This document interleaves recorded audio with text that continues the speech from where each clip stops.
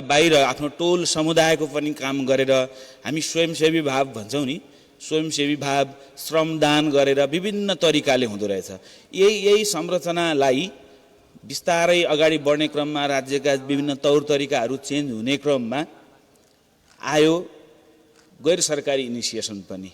तर अझ धेरै राम्रो हुँदै जाने क्रममा परिष्कृत र परिमार्जित हुँदै जाँदा अथवा जानुपर्ने अवस्थामा कहिलेकाहीँ कन्फ्लिक्ट जस्तो पनि देखिने, द्वन्द्व जस्तो पनि देखिने सरकार र गैर सरकारी क्षेत्रबीच, होइन, एकले अर्कालाई आरोप लगाउने गरेको जस्तो पनि देखिने। अझै कर्णालीको कुरा गर्दै गर्दा त धेरै सञ्चार माध्यमहरूमा पढ्न पाइने शब्द हो, कर्णालीलाई एनजिओले बिगारे भन्ने शब्द हामी धेरैले सुनिरहेछौँ, होइन।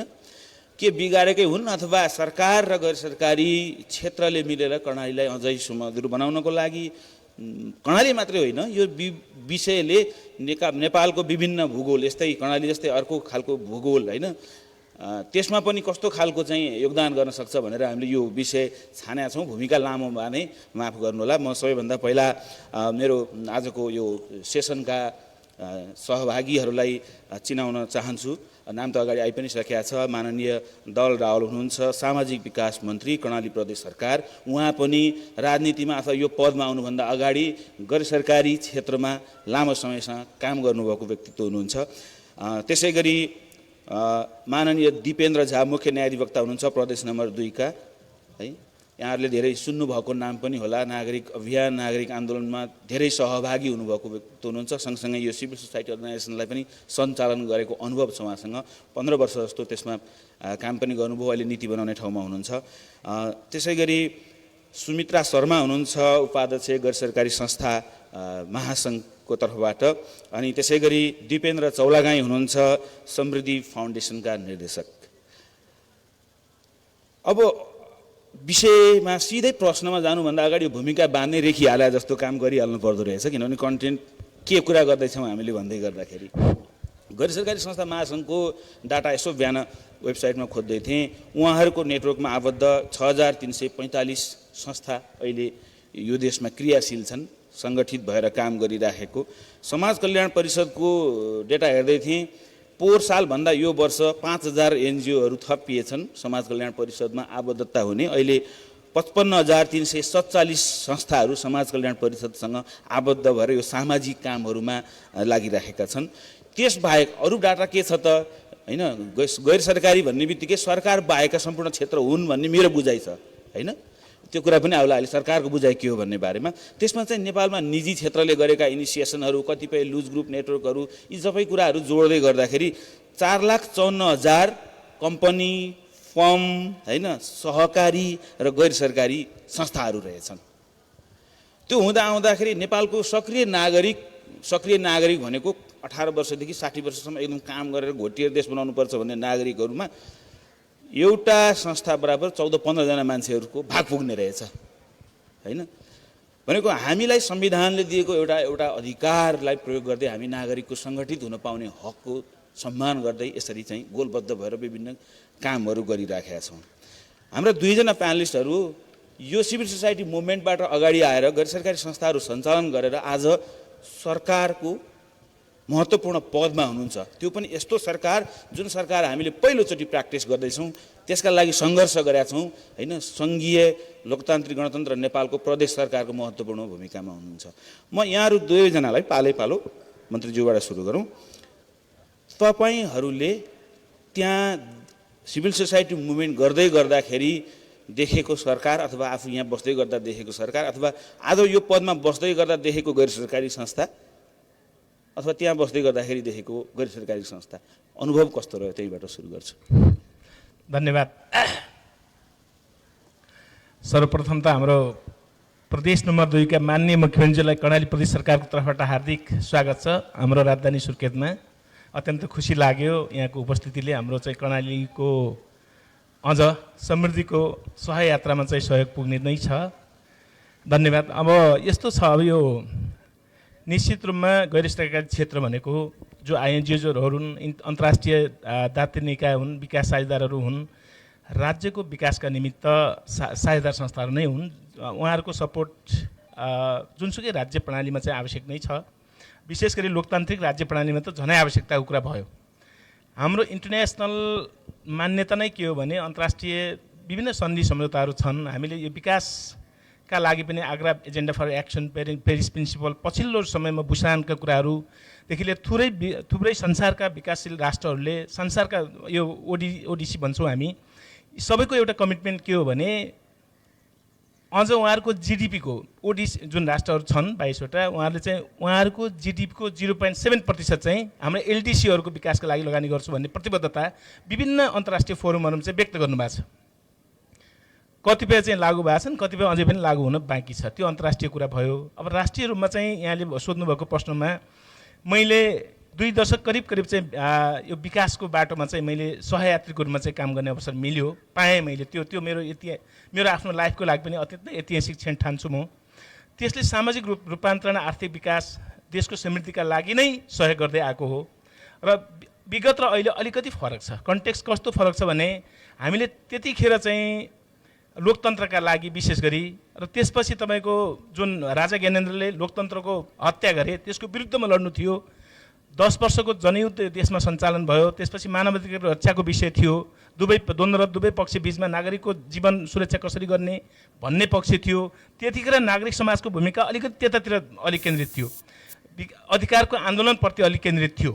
र हामीले चाहिँ नागरिक समाजले त्यतिखेर त्यही भूमिका निर्वाह गऱ्यौँ। अन्तर्राष्ट्रिय जगतलाई पनि नेपालको लोकतन्त्र बहालीका निमित्त तपाईँले सहयोग गर्नुपर्छ, नेपालको मानवाधिकारको प्रवर्धनका निमित्त सहयोग गर्नुपर्छ भन्ने नै नेपालका राजनीतिक दलहरू र नागरिक समाजको संयुक्त चाहिँ आह्वान थियो। त्यही ढङ्गको चाहिँ परिचालित भएर अगाडि गएको अवस्था हो। आज लोकतान्त्रिक गणतन्त्र, सङ्घीय लोकतान्त्रिक गणतन्त्र नेपालमा हामीले प्राप्त गरिसकेपछि अब नेपालका 753वटा सरकारको स्ट्रेन्थेनिङ, अब यहाँहरूको सबलीकरणका माध्यमबाट यो राष्ट्रको समृद्धि हासिल गर्ने विषय नै प्रदान भयो। र आर्थिक सामाजिक रूपान्तरणमा चाहिँ गैर सरकारी संस्थाहरूको सहकार्य र भूमिकाका विषयहरू चाहिँ आजका मूल विषयहरू बने। हिजो हामी अधिकार प्राप्तिको आन्दोलनमा यो देशको चाहिँ मुद्दा थियो, त्यसमा चाहिँ गैर सरकारी संस्थाको भूमिका त्यसरी रहन्थ्यो, साझेदारीको रूपमा चाहिँ अगाडि बढ्थ्यो। आज देशको चाहिँ एउटा मूल एजेन्डा के हो भने आर्थिक सामाजिक रूपान्तरण गरेर यो देशको समृद्धि प्राप्त गर्ने हो भने अबका गैर सरकारी संस्थाहरू, राष्ट्रिय अन्तर्राष्ट्रिय विकास साझेदारहरूको भूमिका पनि त्यतातिर चाहिँ केन्द्रित हुन्छ र हुनुपर्ने हुन्छ। र कर्णालीमा पनि हामीले त्यही ढङ्गले आह्वान गरेका छौँ, त्यसरी अगाडि बढ्छौँ। हजुर, धन्यवाद। दिपेनजी, कस्तो रह्यो अनुभव त्यो क्षेत्रबाट यो क्षेत्रमा आउँदै गर्दाखेरि? तपाईँ त अब कानुन बनाउने कुराको पनि लिड गर्दै हुनुहुन्छ प्रदेश नम्बर 2 मा। धन्यवाद। ठिकै हो तपाईँले भनेको। यो गैर सरकारी सेक्टरमा 15 वर्ष काम गरिसकेपछि गत 3 वर्षदेखि सरकारी सेक्टरमा काम गर्दाखेरि मलाई यो सरकारी सेक्टरमा कहिले कहिले हुन्छ, किन कहाँ फसिए जस्तो अनुभूति हुन्छ भने ल कर्मचारीलाई केही गरौँ न, नयाँ आइडिया ल्यायो, ल यसो गरौँ, समाजको लागि यो गर्नुपर्छ भनेपछि उनीहरू कुरा सुरु गर्छन्, कसरीबाट हुँदैनबाट सुरु गर्छन्। अनि कानुन तेर्साउँछन्, नियम तेर्साउँछन्, ऐन तेर्साउँछन्, टिप्पणी तेर्साउँछन्। त्यो तेर्साउने मात्रै काम गर्छन्। त्यहाँबाट कहिले काहीँ झ्याउलाएर कहाँ फसिए जस्तो यिनीहरू काम गर्ने खालका मान्छे छैनन् भने जनतामुखी अथवा तुरन्तै गरौँ भन्ने स्पिरिटमा गैर सरकारी सेक्टरमा काम हुन्थ्यो। यहाँ चाहिँ अब बढी टिप्पणीमुखी, प्रक्रियामुखी अनि त्यसपछि चाहिँ सुविधामुखी त्यो खालको ट्रेन्ड चाहिँ छ। त्यसले गर्दा यो दुईटा बिचको भिन्नता छ। फेरि मैले यति भनिराख्दाखेरि म कसरी भन्छु भने यसलाई, यो गैर सरकारी सेक्टर भनेको परालको आगो जस्तो हो। तपाईँको झ्याप्प बल्छ, फेरि निभिहाल्छ, बल्दाखेरि त्यो ताप पनि त्यसले बढी बोक्छ।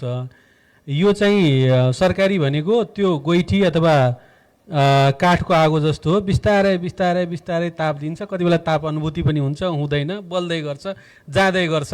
भनेको जनताको निडको बेलामा भन्दा पनि त्यो टिप्पणीको सबै प्रक्रिया सक्दाखेरि त्यो निड नै सकिसकेका हुन्छ कतिपय अवस्थामा। भन्दाखेरि यो दुवैतिरका आफ्ना अनुभवहरू छन्। मैले फर्स्ट उसमा हेर्दाखेरि त्यही भएर अब दुवैतिरका मैले अब फेरि पूर्वाग्रह नराखिकन हेर्दाखेरि भन्दाखेरि दुवैका आफ्ना स्ट्रेन्थ र कमजोरी पनि मैले अनुभूति गरेँ। गैर सरकारी सेक्टरमा ल ठिक छ, मधेस आन्दोलन थियो, शहीद परिवारलाई 25,000 दिने भनेपछि खल्तीमा बोक्यो, लगेर दिदियो।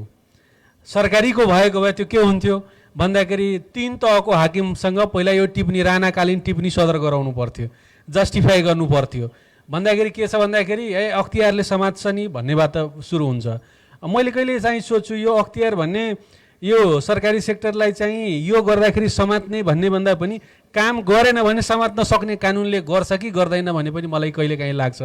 तर त्यसरी चाहिँ व्याख्या नगर्दो रहेछ भन्दाखेरि यस्ता थुप्रै खालका छन् जस्तो मलाई लाग्छ। दुइटै अनुभव भयो, तर धेरै दिन चाहिँ यसमा बस्न सकिएला सरकारी सेक्टरमा जस्तो मलाई लाग्दैन। फुत्किन पाए हुन्थ्यो, किन भन्दाखेरि यो पन्छी आजाद घुम्न पाएको, आफ्नो हिसाबले काम गर्न पाएको। यहाँ त आफ्नो 80% ऊर्जा मार्नुपर्छ, 20% मात्रै प्रयोग गर्न पाइन्छ। किनभने त्यसका कर्मचारीका र स्ट्रक्चरका नेगेटिभिटी हटाउनैमा 80% ऊर्जा जान्छ, 20% मात्रै काम गर्न पाइन्छ। मेरो अनुभव यही छ, मैले फ्रेङ्कली राखेको कुनै आग्रह पुरा भएको छैन। हजुर धन्यवाद।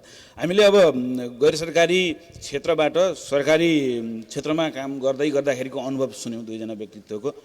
अब सुमित्राजीसँग सोध्न चाहन्छु, तपाईँले हेर्दा तपाईँको पर्सपेक्टिभबाट तपाईँ जुन मुभमेन्टको लिड गर्दै गैर सरकारी संस्था महासङ्घको उपाध्यक्ष हुनुहुन्छ, धेरै जस्तो गैर सरकारी संस्थाहरूको सरकारसँग लडाइँ नै परेको कुराहरू बाहिर नागरिकको माझमा समाचार त्यसरी आइराखेको हुन्छ, सन्देश त्यसरी गइराखेको हुन्छ। तपाईँको आजसम्मको बुझाइमा सरकारी गैर सरकारी सम्बन्ध कहाँ छ? हामी 50-50मा छौँ, 40-60मा छौँ लडाइँको हिसाबले, अथवा होइन त्यो कन्टेक्चुअल कुरा हो, राम्रै छ सम्बन्ध त? धन्यवाद। सर्वप्रथम त के छ भन्ने हो भने समाज परिवर्तनको रूपान्तरणका लागि संवाद भनेकै गैर सरकारी संस्था हो, जहाँ आज नागरिकहरू सशक्त भएर यहाँसम्म आएका छन्, जहाँनिर अर्थपूर्ण सहभागिता देखिएको छ, जहाँनिर प्रतिनिधित्वको अवस्था छ भनेको गैर सरकारी संस्थाले नै गरेर हो भन्ने लाग्छ। तर गैर सरकारी संस्थाको सीमा चाहिँ निश्चित सीमा हुन्छ, सरकारको नीति कानुन ऐन अथवा नीति तथा कार्यक्रमले हो सम्पूर्ण समेट्ने। तर वास्तवमा यो प्रतिस्पर्धी भन्ने र यो गैर सरकारी संस्था चाहिँ अथवा अर्को भनिने गरिएको छ, आरोप लाउने गरिएको छ, अनियमितताका थुप्रै आरोप आउँछ। त्यो चाहिँ के लाग्छ भने नितान्त गलत हुन् भनेर मैले यो मासबाट भन्न चाहन्छु। तर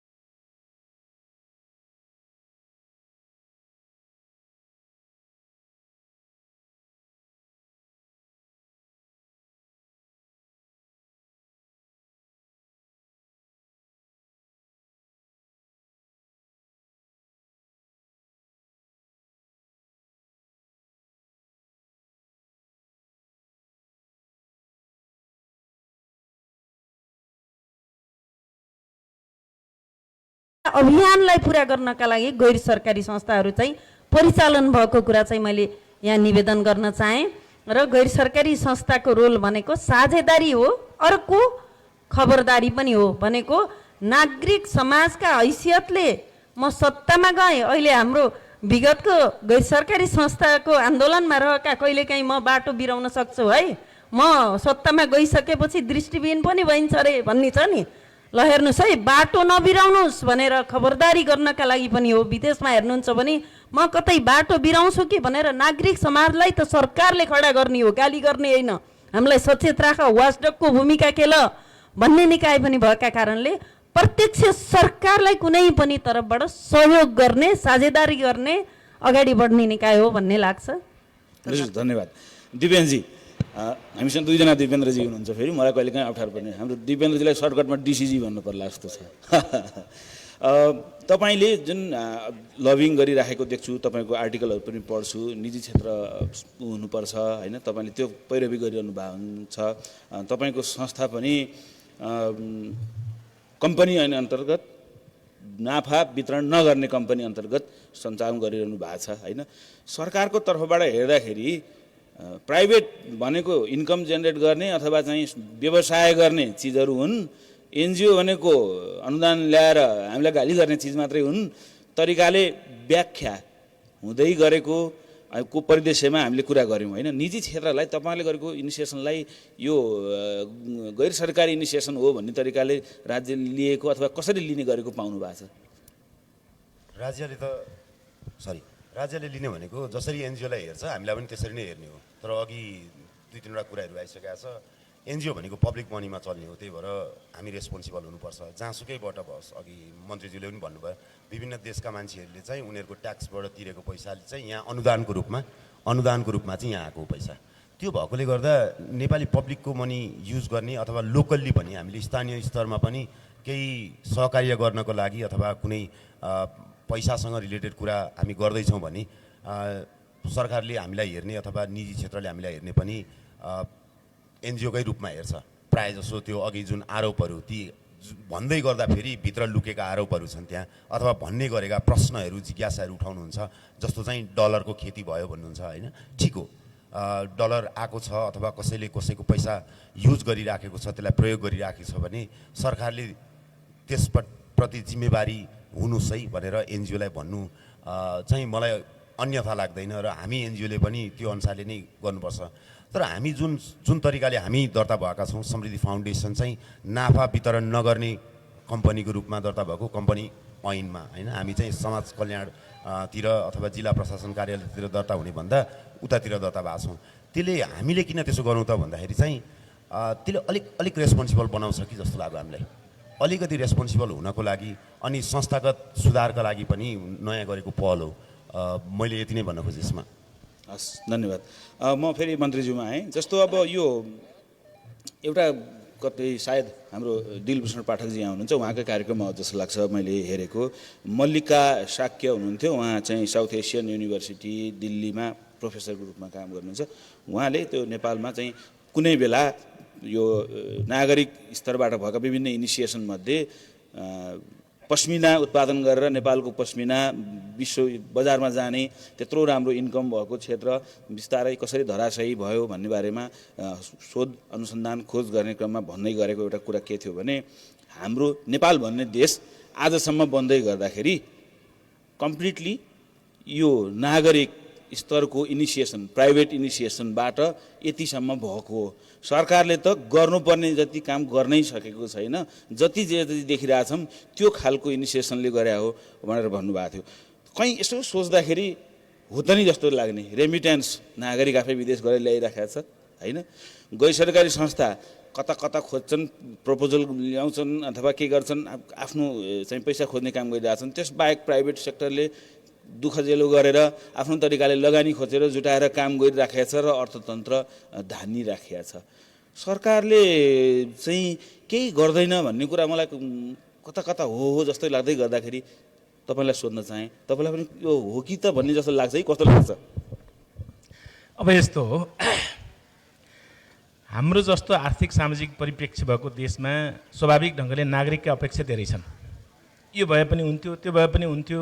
अब विकासका प्राथमिकीकरण गर्दाखेरि पनि बाटो पनि त्यत्तिकै आवश्यकता देखिने, पुल अर्कै आवश्यकता देखिने, मान्छेको सामाजिक आर्थिक रूपान्तरणका कुराहरू त्यत्तिकै आवश्यकता देखिने हुन्छ नै। स्वाभाविक ढङ्गले यहाँले भने जस्तै हामी त्यत्रो ठुलो चाहिँ इकोनोमिक पावर भएको, त्यत्रो ठुलो चाहिँ जिडिपी भएको देश भएनौँ, जसले गर्दा हामीले नागरिकका अपेक्षा तत्कालै परिपूर्ति गर्न सक्छौँ।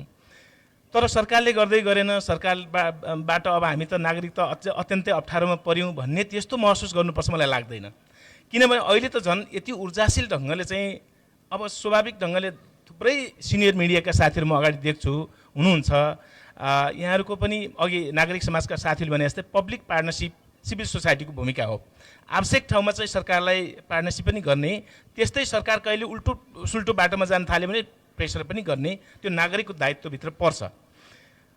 अब यहाँ अलिअलि कन्फ्युजन कस्तो हुन्छ भने गैर सरकारी क्षेत्र पनि यो देशै चलाउने हामी हौँ कि क्या भन्ने जस्तो पनि ठानिदिने कहिलेकाहीँ।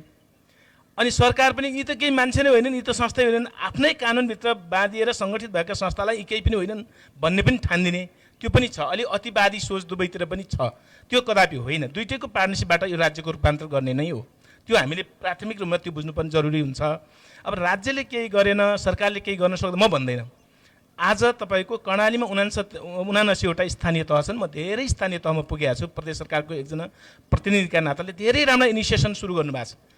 अब हुँदै भएन, पुरै डोजरको आन्दोलन भयो भन्ने पनि छ एकातिर, तर अर्कोतिर जानुहोस्, गाउँमा भिजिट गर्नुहोस्, निकै राम्रा कामहरू भएको पनि मैले देखाएको छु।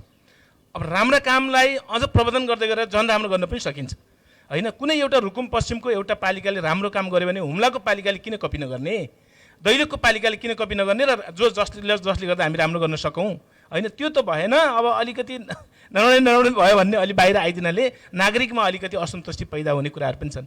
सिङ्गो राष्ट्रकै कुरा गर्ने हो भने आज हामी निकै अगाडि हेर्नुहोस् न, एलडिसीबाट अपग्रेड त भयौँ नि नेपाल। त्यो भनेको त देश विकास नभएर, देशको चाहिँ अर्थतन्त्रको अलिकति विकास नभएर, देशको सामाजिक आर्थिक रूपान्तरण नभएर अपग्रेड हुन लागेको त होइन। निश्चित रूपमा हामीले जति गर्न सक्थ्यौँ, जस्तो नेपाली जनताले सस्टेन एकदमै दिगो स्थायित्वको कल्पना गरेका थियो, त्यो अलिकति समस्या आयो, त्यो दुःखद कुरा हो।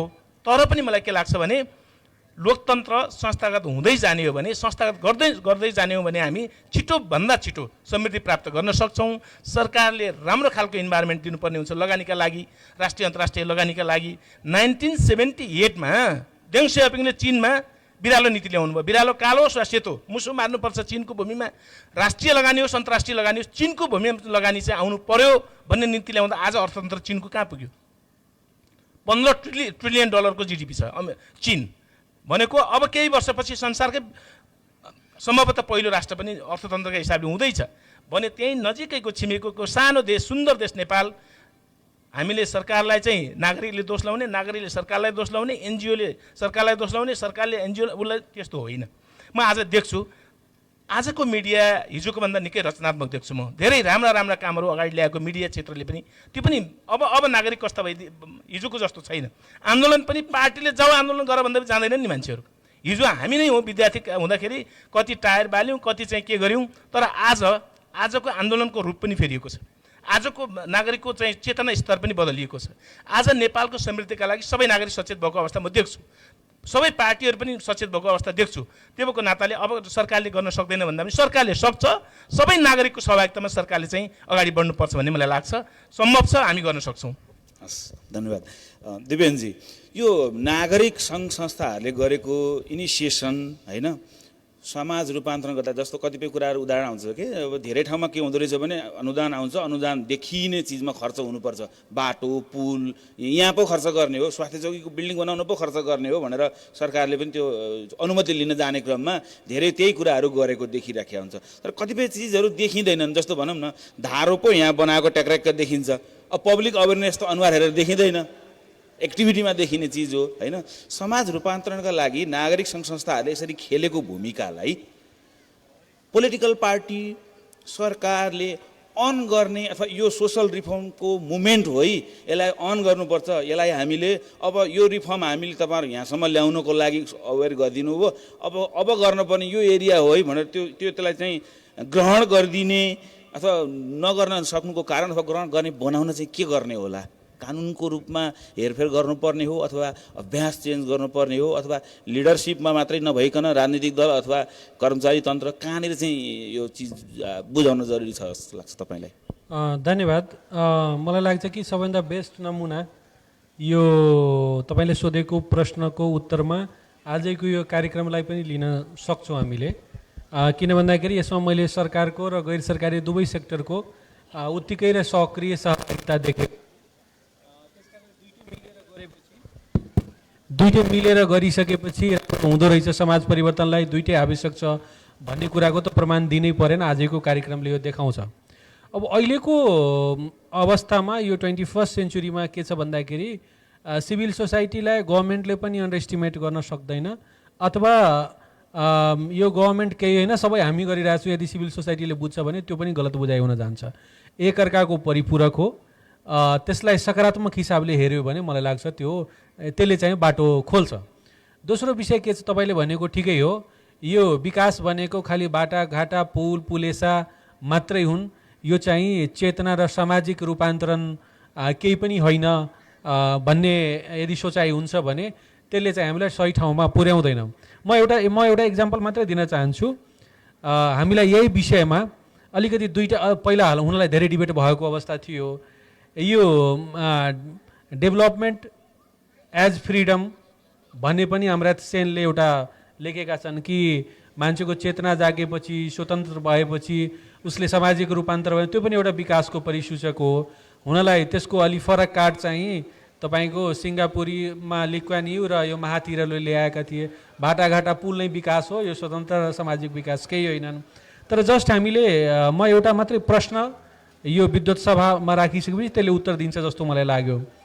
मैले एउटा केस स्टडी पढेको थिएँ कि एकजना गरिब घरकी महिला, उनी दाउरा घाँस गर्न बाहिर जान्छन्, त्यसपछि के भन्दाखेरि घरको सबै डिसिजन लिन्छन्।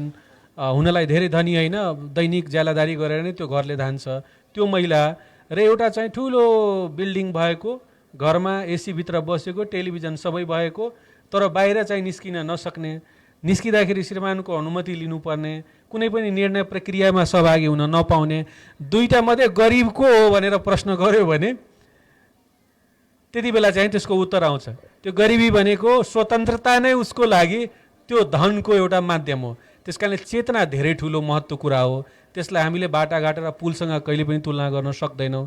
त्यसकारणले यदि कुनै पनि सरकारले सिभिल सोसाइटीले गरेको यो चेतना सम्बन्धी कामलाई यदि अन्डरएस्टिमेट गर्छ अथवा कुनै पनि सामाजिक रूपान्तरणको इनिसिएटिभलाई यो केही होइन, यो एनजिओहरूले गरेको यो खाजा खानालाई, भात खानालाई, होटलले बैठक हो भन्ने बुझ्छ भने त्यो हाम्रो सोचाइमा दरिद्रता हो जस्तो मलाई लाग्छ। म यसमा यति राखेँ। र सरकारको विषयमा म के भन्न चाहन्छु भने पहिला गैर सरकारी भन्ने बित्तिकै हामी खालि एनजिओ र सिभिल सोसाइटी मानौँ। गैर सरकारी आफैमा चाहिँ ठुलो सेक्टर हो। बिजनेस सेक्टर आउँछ, मिडिया सेक्टर आउँछ, प्राइभेट सेक्टर जति पनि छ तीहरू आउँछ। त्यस कारण त्यो एकदम ब्रोडर कन्सेप्ट हो। त्यसलाई चाहिँ गैर सरकारी भन्ने बित्तिकै हामीले एनजिओलाई मात्रै लगेर त्यहाँ लिमिट गरेपछि त्यसले पनि फेरि हामीलाई सही त्यसको परिभाषा दिन सक्दैन। त्यस कारणले गैर सरकारीमा सरकार बाहेकका सम्पूर्ण आउँछन् र तिनका इनिसिएटिभले पनि तपाईँले भनेको ठिकै हो। हाम्रो 33% अहिलेको कन्ट्रीको जिडिपीमा चाहिँ हाम्रो टोटल चाहिँ यो यसबाट रेमिटेन्सबाट आउँछ। हुनलाई 10वटा त्यो लासको बक्स प्रत्येक दिन हाम्रो एयरपोर्टमा आउँछ र तिनले चाहिँ आफ्नै ज्यान चाहिँ आहुति दिएर अथवा सङ्घर्ष गरेर खाडी मुलुकमा पसिना चुहाएर ल्याएर धानेको देश हो यो। त्यस कारणले गर्दाखेरि त्यस्तै प्राइभेट सेक्टरले कति कठिनाइ छन्। हाम्रा कानुनहरूमा कति यो कम्पनी खोल्नेलाई ट्याक्सदेखि लिएर ठाउँ ट्याक्सदेखि लिएर एउटा फाइल लिएर जाँदाखेरि भोलि बादको शिकार हुने आफ्नो ठाउँमा छ। त्यस्ता अब्स्ट्याकल्सहरूलाई फेस गरेर पनि कसैले यदि यहाँ कम्पनी इस्ट्याब्लिस गरेर केही गर्छन् भने त्यसले यो देश धानिएको हो। त्यस्ता अनौपचारिक र इन्डिभिजुअल इनिसिएटिभबाट यो देश चलेको हो भन्ने मलाई लाग्छ। सरकारी त मैले पारा तपाईँलाई भन्नै परेन, भोलि बाददेखि लिएर थुप्रै हाम्रा समस्याहरू छन् र त्यसले चाहिँ हामीलाई एउटा तपाईँले भनेको ठिकै हो। सरकारले त भन्छ best government is to facilitate the people to do their own creativity भन्छ। गभर्मेन्ट भनेको जनतालाई अलिक गर्ने वातावरण बनाइदिने हो। हाम्रो त वातावरण बनाइदिने भन्दा पनि कसरी रेस्ट्रिक्सन क्रिएट गर्ने त्यो हिसाबले कानुनहरू बनेका छन्, हाम्रा संयन्त्रहरू बनेका छन् र त्यो हामीले फेर्न सकेका छैनौँ। मलाई लाग्छ कि अब बल्ल उहाँले हाम्रो मन्त्रीजीले भने जस्तै त्यो फेर्ने प्रक्रियाहरू चाहिँ सुरुवात भएको छ। यस्ता बहसहरूले, अहिले बनेका नयाँ संरचनाहरूले, कतिपय पालिकाहरूले यी विषयहरूमा हाम्रो परिवर्तन चाहिँ सुरुवात भएको छ। भनेको हाम्रो nation making process, nation building process बल्ल सुरुवात भएको छ जस्तो मलाई लाग्छ। धन्यवाद। हजुर, सुमित्राजीलाई सोध्न चाहन्छु। जस्तो हुन त अब कस्तो छ भने हामी भन्दै गर्दा नागरिक माझमा पुगे एउटा म्यासेज के छ भने एनजिओले बिगारे भन्दै गर्दा त्यो एनजिओ भित्रको पनि वर्गीकरण त ठुलो छ नि त हैन। भनौँ बाइलेटरल अर्गनाइजेसनले गरेको सहयोगलाई पनि एनजिओ नै भनिदिएको छ हैन। कुनै दूतावासले गरेको सहयोगदेखि लिएर युएन जस्तो एजेन्सीहरूले गरेकोदेखि लिएर अनि इन्टरनेसनल आइएनजिओहरूले गरेकोदेखि लोकल एनजिओहरूले गरेको सबैलाई एउटै बक्समा राख्ने छ। तरिका त फरक छ, अर्थ मन्त्रालयबाट लगानी भित्रिने पैसा खर्च गर्ने। तर पनि बिस्तारै जब हामी यो एनजिओ मुभमेन्ट अथवा भनौँ अनुदान लिएर सङ्घ संस्थाहरूले केही न केही इनिसिएसन गर्ने कामहरू सुरु भयो, त्यो सँगसँगै कोठे गोष्ठीहरू पनि धेरै सुरु भए। कोठे गोष्ठीले गर्दाखेरि एक प्याकेट चाउचाउ एउटा कोक र 250 रुपियाँ नभइकन मान्छे गोष्ठीमा सहभागी नहुने कल्चर पनि सुरु हुँदै गयो।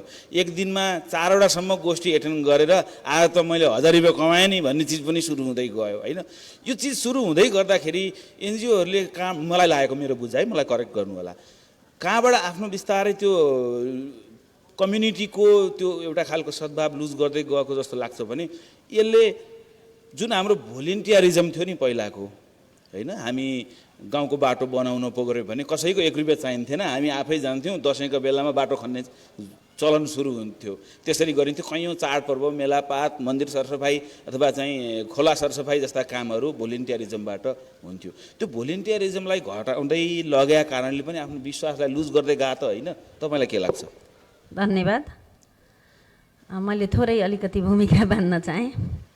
गैर सरकारी संस्थाले लामो समय, यो त नागरिक समाज भनेको त्यतिखेर शुक्रराज शास्त्रीले पनि नागरिक अधिकार समाज भनेर राणाकाललाई चाहिँ पछार्नका लागि गठन गर्नुपर्ने बाध्यता थियो, त्यही नै हो। त्यसलाई जोड्दै विगतमा जनयुद्ध हुँदाको अवस्थामा सरकार जान नसक्दा जहाँसुकै पनि गैर सरकारी संस्था पुगेर सहयोग गरेको थियो। त्यसपछि संविधान सभा नै के हो भन्दा पनि सम्पूर्ण देशैभरि गैर सरकारी संस्था परिचालित भएर नागरिकहरूलाई संविधान सभाका बारेमा बुझाउनका लागि पनि नागरिक समाजहरू चाहिँ अगाडि बढेका थिए। त्यसपछि संविधान सभाको ड्राफ्ट तयार हुँदाखेरि नागरिकहरूमा पुगेर यो ड्राफ्टका सुझाव सङ्कलन गर्न पनि गैर सरकारी संस्थाहरू चाहिँ अग्रसर। किन जब नागरिकको अधिकार हनन हुन्छ, माननीय मन्त्रीज्यूले भनिसक्नुभयो, राजा ज्ञानेन्द्रको प्रतिगमन विरुद्ध सबभन्दा पहिला गैर सरकारी संस्था महासङ्घ उत्रेर ठाडो आन्दोलन गरेर 62-63 चाहिँ जनभेल उतार्ने काम। राजनीतिक दल भन्यो भने कोही नआउने, नागरिक समाज भनेर नागरिकका अधिकार हनन हुन्छ, जनभेल उतार्ने काम पनि गरेर यो लोकतन्त्रका लागि अहम भूमिका निर्वाह गर्दै आएको छ।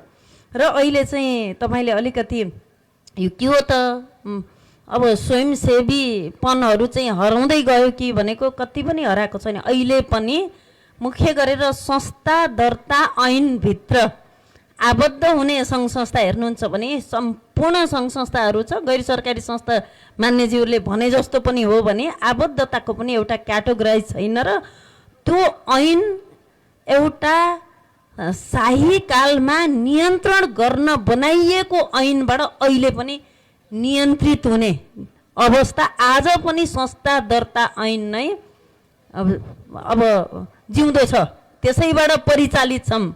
राज्यको पुनर्संरचना भयो, संविधान निर्माण भयो, संविधानको कार्यान्वयनको लागि सम्पूर्ण गैर सरकारी संस्था लागेका छौँ, सरकार लागेको छ, हामी सबै कार्यान्वयनको चरणमा छौँ। तर गैर सरकारी संस्थालाई नियमन गर्ने ऐन भनेको संस्था दर्ता ऐन 34 जुन शाही कालमा यी सङ्घ संस्थालाई नियन्त्रण गर्न बनाइएको ऐन छ। संस्था अनि हाम्रो चाहिँ राष्ट्रिय निर्देशन ऐन, यो नेटवर्कहरू गठन हुने जुन 2018 त्यो अहिलेसम्म खारेज भएको छैन। समाज कल्याण ऐन 2049 अहिलेसम्म खारेज भएको छैन। अर्को तपाईँले सोधेको प्रश्नमा चाहिँ यो समयअनुसार विभिन्न मुभमेन्टका क्रममा त्यो स्रोत खोजेर हुन्न, कतिखेर कहाँ गर्ने, जहिले पनि नागरिक समाजहरू खडा भएको छ त्यो स्रोतको लागि होइन। केही साझेदार, विकास साझेदार, बाइल्याटरल, मल्टिल्याटरल अथवा आइएनजिओजहरूसँगको पार्टनरसिपमा हुने गतिविधि छ नि, त्यसले चाहिँ सरकारलाई यस्तो सहयोग गरेको छ। हेर्दा त बोर्ड त भोलिन्टियर हो नि त, पुरै टोटली भोलिन्टियर सेवा गरेको छ। तर त्यहाँ श्रम शोषण गर्न पाइन्छ र हाम्रो ऐन कानुनले दिनभरि खटिनुहोस् केही पनि नगर्नुहोस् भन्न त पाइएन नि भनी सरकारलाई अहिले 9 लाख जतिलाई गैर सरकारी संस्थाले रोजगार दिएको छ, सहयोग गरेको छ। भोलिन्टियरिजम भन्नुहुन्छ भने भोलिन्टियरिजमै हो, बोर्डले केही पनि लिन्न भनेको त्यो भोलिन्टियरली सेवा हो। अहिले पनि सरकारको लागि बेरोजगारलाई न्यूनीकरण गर्नका लागि र अहोरात्र खटेर समाज परिवर्तन गर्नका लागि चाहिँ एकदमै योगदान दिएको कुरा मैले निवेदन गर्न चाहेँ। र अर्को यो आरोप लाउने कुराहरू, चर्चा परिचर्चाको कुराहरू चाहिँ यो म आफूलाई पनि लामो समय, म त 16-17 वर्षबाट यो अभियानमा छु। मेरो श्रीमान यो अभियानमा हुनुहुन्छ। कहिलेकाहीँ सँगसँगैका साथीहरू हेर्छु, सरकारमा गएको र हाम्रो सम्पत्ति हेर्छु के। मेरो श्रीमान अथवा मैले पाउने पारिश्रमिक भन्दा त कमै छ, सम्पत्ति हेर्छु, यो कसरी हुन्छ, कसरी यस्तो हुन्छ। एकदम उथल पुथल फरक हुने कारण के हो भनेको हेर्दा गैर सरकारी संस्था छ, आन्तरिक कुरो भनेको सरकारको सिस्टमभित्र एउटा नागरिकले कसैले पनि गलत गर्न पाउँछ र?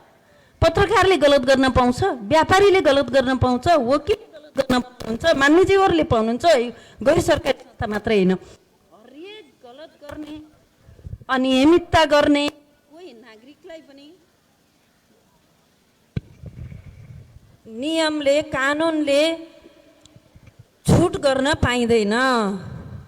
गैर सरकारी संस्थाहरूभित्र भएका अनियमितता छन् भने पनि व्यक्तिले गरेका अनियमितता प्रमाणका आधारमा महासङ्घले नि कारबाही गर्छ, नियमन गर्ने निकायले कारबाही गर्नु पर्यो। भन्न खोजेको यो त व्यापारी छ, रातारात घर बनायो, उदाहरण मात्रै। उसले सरकारलाई तिरेको ट्याक्स कति छ? यो सरकार यत्रो पुनर्संरचना भयो, स्थानीय सरकारलाई अधिकार सम्पन्न भयो, उसको सिस्टमाइज गरेर उसको आम्दानी 1 मिनटमा गलत गर्यो भने त देखिहाल्छ नि त। उसको सम्पत्तिसँग त राज्यलाई तिरेको कर त जोडिने होला नि त, त्यहीँबाटै पक्रिन्छ नि। गैर सरकारी संस्था होस् कि जोसुकै होस्, भन्न खोजेको यो पूर्व सुनवाईका आधारमा अहोरात्र योगदान दिने गैर सरकारी संस्थालाई मात्रै कपोल कल्पित मसलाको आरोप लाउँदाखेरि जोस जाँगरका साथ लागेका नागरिकहरू पनि निरुत्साहित हुने वातावरण सिर्जना भएको छ। यो कसैलाई पनि कानुन न तह बिना प्रमाण आरोप लाउन पाइँदैन होला भन्ने चाहिँ लाग्छ। अहिले सिधा हिसाबले नागरिकहरूले अनियमितता गर्ने, पैसा कमाउने स्थानीय गैर सरकारी संस्थालाई कुनै ठाउँ नै छैन भन्छु मैले, ठाउँ नै छैन। चाहेर गलतै गर्छु भने ठाउँ छैन भनेर मैले निवेदन गराएँ र एकदमै उल्लेखनीय भूमिका निर्वाह गरेका छन् भन्न चाहन्छु। हस्त धन्यवाद यहाँलाई। तर पनि कतिपय संस्थामा अझ प्रजातान्त्रिक परिपाटीबाट सञ्चालन गर्नको लागि सिभिल सोसाइटी संस्थाहरूले पनि अझ पारदर्शी बन्ने, आफ्ना ग्रान्ट यति आए, अनुदान यति आए, खर्च यहाँ भयो भन्ने कुराहरूलाई पनि बिस्तारै ट्रान्सपरेन्सी अथवा त्यो पारदर्शी बनाउँदै लैजानुपर्छ भन्ने होला। त्यो पनि एउटा त्यो अवधारणा पनि नागरिक हुनसक्ला। म दिपेनजीलाई सोध्छु, दिपेनजी जस्तो अब भनौँ न अघि कुराकानी गर्दै गर्दा हामीले त्यहाँ बसेर गर्दाखेरि पनि याद गरेका थियौँ, सरकार आफै सबैभन्दा ठुलो अनुदान लिएर सञ्चालन भइरहेको छ विभिन्न दात्री निकायहरूबाट, होइन? तर एउटा संस्थाले लिएको अनुदानमा लिइसकेपछि खर्च गरेपछि मैले भनेको तोकेको ठाउँमा खर्च गर पनि भनिरहेछ। त्यति मात्रै होइन, सरकारले पनि केही एनजिओहरू चलाएको छ। सरकारका एनजिओहरू भनेको जस्तो तत्कालीन महेन्द्र प्रकृति संरक्षण कोष सरकारले चलाएको एनजिओ हो, होइन? कतिपय संस्थाहरूसँग अहिले पनि सरकारको डाइरेक्ट इन्फ्लुएन्स चल्छ, जस्तो रेड क्रसमा, परिवार नियोजन लगायतका संस्थाका पनि विभिन्न रूपहरू छन्, होइन? तीमध्ये अब यति कुरा गर्दै गर्दाखेरि यो भूमिका मैले किन जोड्न खोजेको भने अर्कोतिरबाट भन्दा हामी अहिले पनि स्थानीय सरकारहरूसँग अझ कति धेरै राम्रो काम गरेका छन्। अघि माननीय मन्त्रीज्यूले पनि भन्नुभयो, होइन?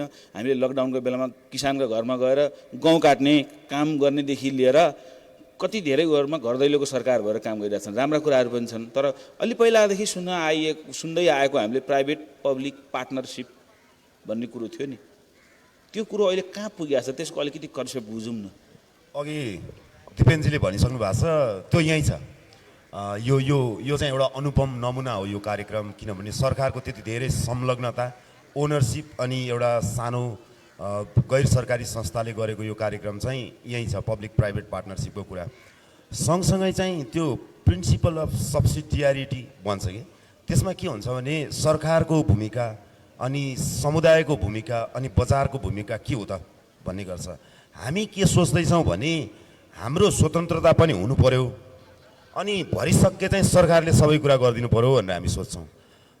हामीले सरकारसँग त्यो अपेक्षा गर्दै गर्दा हाम्रो स्वतन्त्रता रक्षा गर्दै गर्दा सरकारलाई जति गुहार्छौँ त्यति हाम्रो स्वतन्त्रता हनन हुन्छ भन्ने कुरा हामी बिर्सिन्छौँ।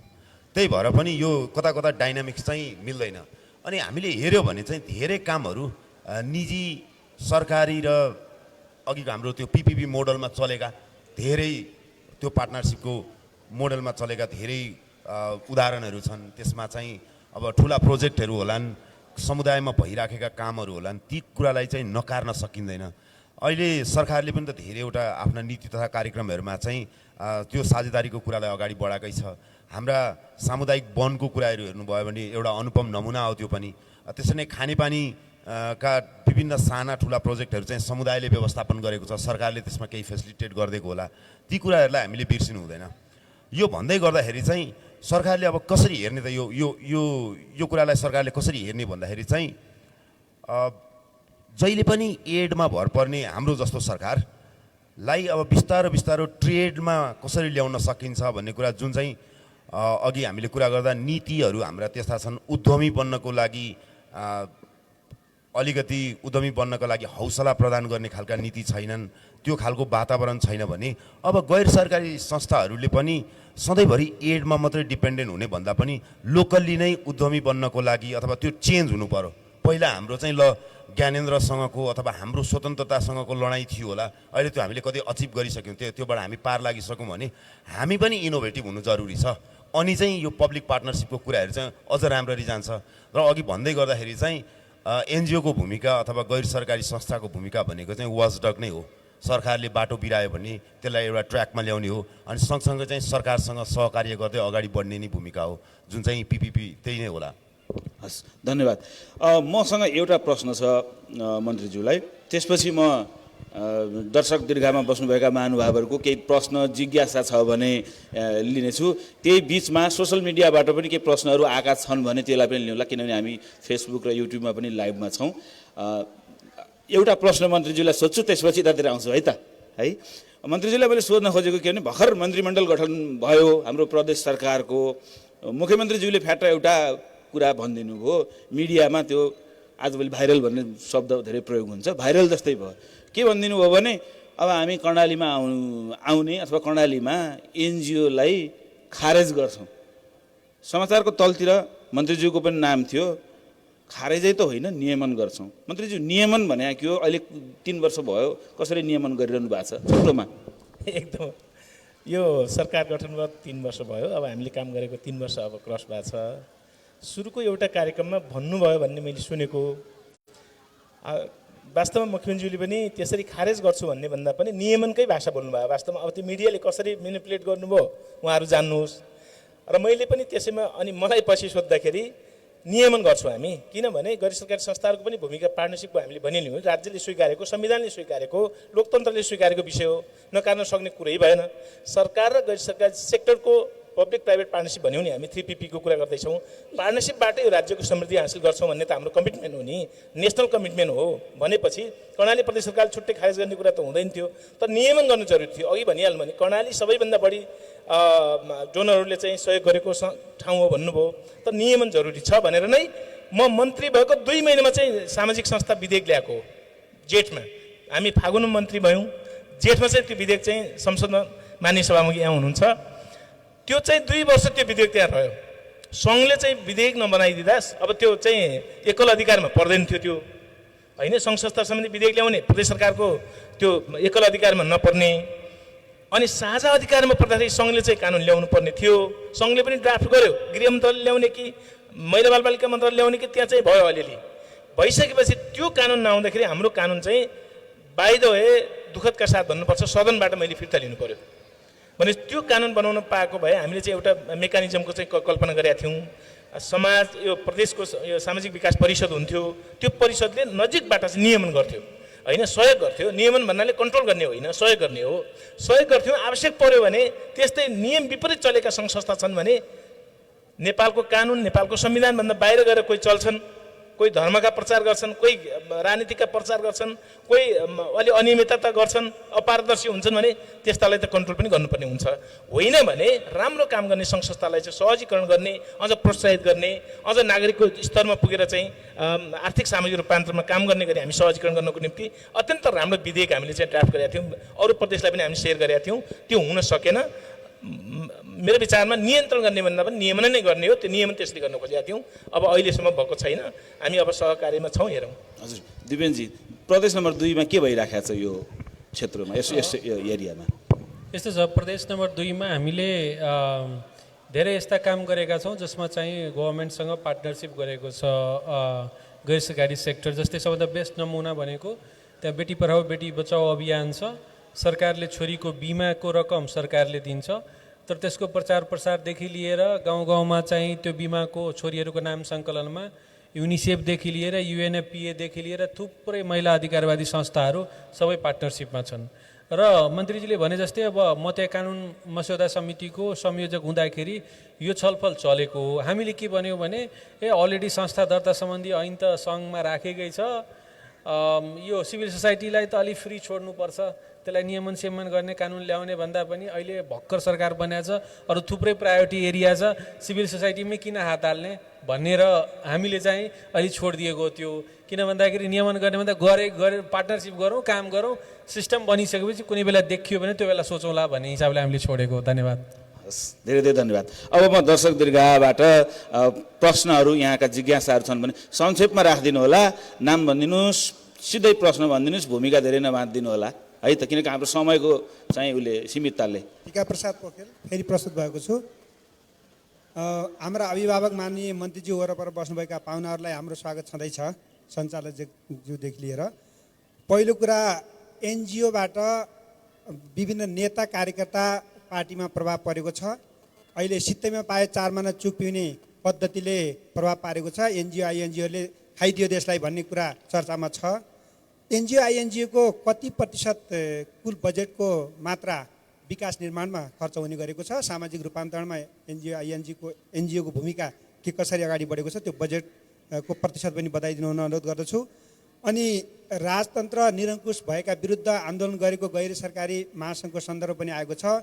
राजनीतिक विकृति हटाउन र सामाजिक न्याय प्रदान गराउन गैर सरकारी महासङ्घले के कस्तो भूमिका खेलेको छ? कुनै त्यस्ता हाम्रो राजनीतिक परिवर्तनसँगै अहिले आइसकेको अवस्थामा दृष्टान्तहरू छन् भने पनि प्रकाश पारिदिनु हुन अनुरोध गर्दछु।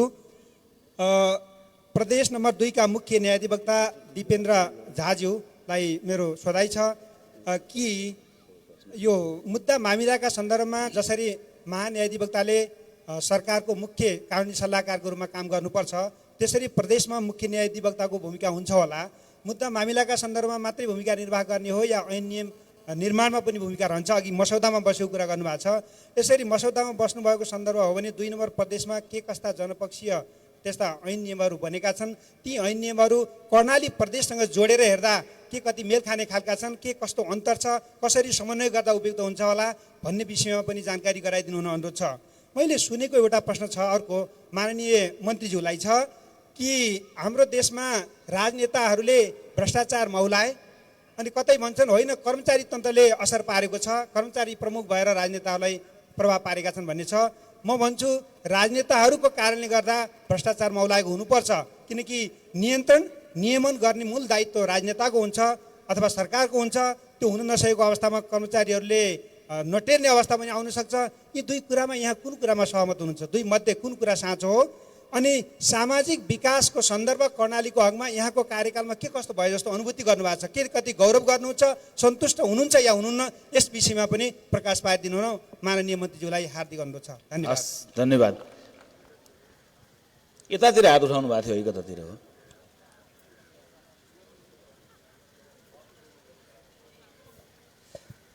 सबैजनालाई नमस्कार। म मोहन शाही, मेरो घर चाहिँ दैलेख हो। म रूपान्तरण नेपाल नामक गैर सरकारी संस्थासँग आबद्ध छु। म यही संस्थाबाट अर्धवार्षिक रूपमा प्रकाशन गरिने सेमी एकाडेमिक जर्नल माननमीको सम्पादक पनि छु। यो गैर सरकारी संस्थासँग विशेष चाहिँ सम्बन्धित भएको हुनाले मैले अलिकति कुरा राखौँ, एउटा सानो प्रश्न राखौँ भनेर। नेपालको सन्दर्भमा गैर सरकारी संस्था बढी नाफामुख के अरे बढी चाहिँ दातामुखी भए भन्ने मलाई लाग्छ र दात्री निकाय र गैर सरकारी स्तरबाट सहयोग पाएपछि काम गर्ने नत्र काम नगर्ने खालका सङ्घ संस्थाहरू पनि प्रशस्त छन्। आफ्ना पहल कदमीमा र समुदाय स्तरबाट समुदायलाई परिचालन गरेर काम गर्ने संस्थाहरू एकदमै कम रहेको पाइन्छ। यसरी प्रस्तावना हालेर काम पाएपछि काम गर्ने नभए काम नगर्ने गैर सरकारी संस्था र ठेकापट्टा गर्नेहरूमा ठेकादारहरूमा के फरक भएर यो त स्वयंसेवा र सामाजिक सेवाको मान्यता विपरीत भएन र? म यो सबैजना अतिथि दीर्घामा बस्नुभएको सबैलाई मेरो जिज्ञासा। धन्यवाद। नमस्कार, मेरो नाम जनक पौड्याल। म एउटा सानो उदाहरण दिएर मेरो प्रश्न राख्छु। खास गरी मुख्य न्यायाधिवक्ता दिपेन्द्र झा र माननीय मन्त्रीज्यू रावलज्यूलाई। म एउटा टेलिभिजन कार्यक्रम हामी बनाइरहेको छौँ, ऐना भन्ने। त्यो सामाजिक विषयवस्तुमा केन्द्रित छ होइन। म ऐनाको सुटिङको क्रममा जाँदाखेरि एकजना पूर्व सांसदसँग भेट भयो अनि हामी यस्तो सामाजिक मुद्दामा एउटा टेलिभिजन कार्यक्रम बनाउँदैछौँ भन्ने बित्तिकै उहाँले एनजिओ रहेछ भन्नुभयो क्या। भनेको सामाजिक मुद्दा भन्ने बित्तिकै एनजिओ भन्ने भाष्य कसरी स्थापित भयो? सामाजिक मुद्दा विषयवस्तु भन्ने बित्तिकै त्यो राजनीतिको विषयवस्तु म मन्त्रीज्यूले त्यसको एन्सर दिनु होला। त्यो राजनीतिले उठाउने मुद्दा हो, विषय हो भनेर किन स्थापित हुन सकेन? सामाजिक विषयवस्तु भनेकै एनजिओ भन्ने। अनि त्यसलाई त्यो भाष्य स्थापित कसरी भयो? अनि हाम्रो त्यो चाहिँ यस्ता मुद्दाहरू सामाजिक विषयवस्तुहरू चाहिँ समग्र राजनीतिले पनि बोकेर हिँड्छ भन्ने त्यो मुभमेन्ट चाहिँ किन राजनीतिले कहिले पनि ल्याउन सकिरहेको छैन? त्यो कुरो चाहिँ मलाई जवाफ दिनु होला। धन्यवाद। अब दुईवटा जस्तो लिउँला, महिला पनि हुनुहुन्छ यो कार्यक्रममा, यसो आवाज आउनु पर्यो, अलिकति तपाईँहरूको आफ्नो अनुभवहरू पनि सुन्नु पर्यो जस्तो लाग्यो।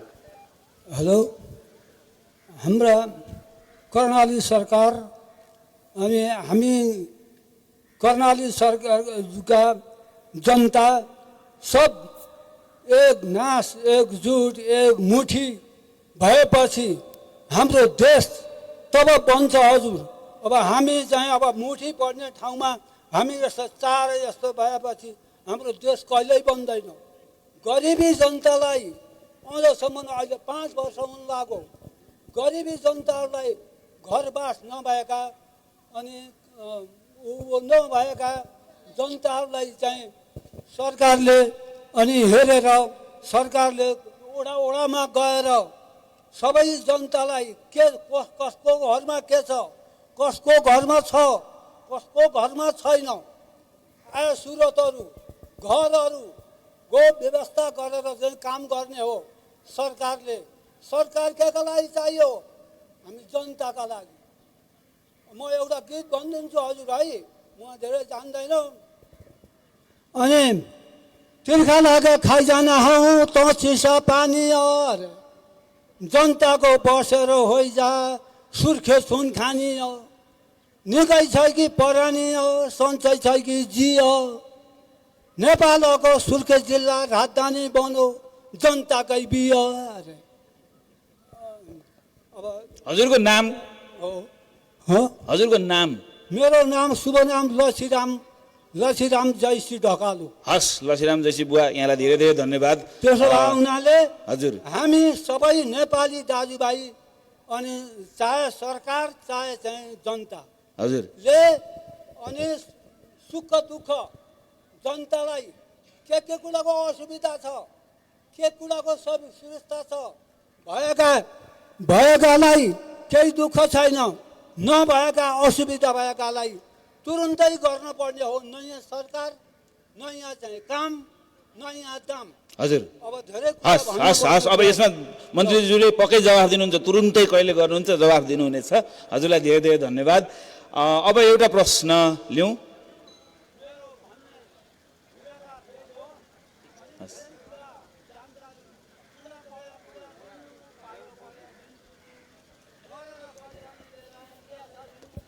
अर्को प्रश्न छ जस्तो लागेन होइन?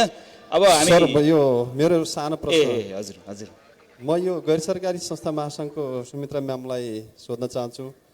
यो गैर सरकारी संस्थाहरूलाई एउटा आरोप चाहिँ छ र विशेष गरी कर्णाली र अब खास एनजिओ त अब 3 नम्बर प्रदेशमा पनि त्यत्तिकै कार्यरत देखिन्छ। 2 नम्बर प्रदेश र कर्णाली प्रदेश। कर्णाली प्रदेशका सवालमा हामी यहीँको भुक्तभोगी नागरिक पनि हो। तपाईँहरूलाई एउटा आरोप छ कर्णालीको। के आरोप छ भने गैर सरकारी संस्थालाई हिजो कर्णाली आफैमा आत्मनिर्भर थियो, आज परनिर्भर बनाउनुमा ठुलो चाहिँ भूमिका गैर सरकारी संस्थाको छ भन्ने छ। र अर्कोतिर गैर सरकारी संस्थाहरूले अलिक बढी राजनीति गरेको भन्ने आरोप पनि छ। यसलाई यहाँले खण्डन गर्नुहुन्छ या स्वीकार्नुहुन्छ? त्यो आफ्नो तरिकाले यहाँले उत्तर दिनुहुनेछ। अर्को कुरा, हाम्रो कर्णाली पनि खास गरी हिजो नुनका लागि भोट र मधेस गर्ने अस्ति हाम्रो एउटा शीर्षक थियो, हाट जाने भोट जाने भन्ने थियो। त्यो हाट जाने भोट जाने भने अब त्यति तत्कालीन समयमा भारी बोकेर नै जानु पर्थ्यो। कर्णाली हिजो खास हामीले तेल त्यसरी किन्न पर्दैन थियो अथवा अन्य खाद्यान्न कर्णाली स्वयंले अलि संक्षेपमा भनिदिनु भयो भने प्रश्न सम्झिन सजिलो होला के उत्पादन गर्थ्यो। तर पछिल्लो समयमा जसरी चेतना स्तर वृद्धि गर्दै गयो भन्ने भयो, त्यो एक प्रकारको एनजिओ आइसकेपछि नै हामीलाई झगडाउन मात्रै थाल्यो भन्ने तरिकाको पनि आरोप भावनाले यसलाई अलिक पुष्ट गरिदिन अनुरोध गर्दछु। हस्, धन्यवाद। प्रश्नहरू आछन् होइन, सबैजनालाई छ क्यारे। पालो पालो यहीँबाट सुरु गरौँ। धेरै प्रश्न तपाईँसँग जोडिया हुनाले विषय उहाँको पर्यो।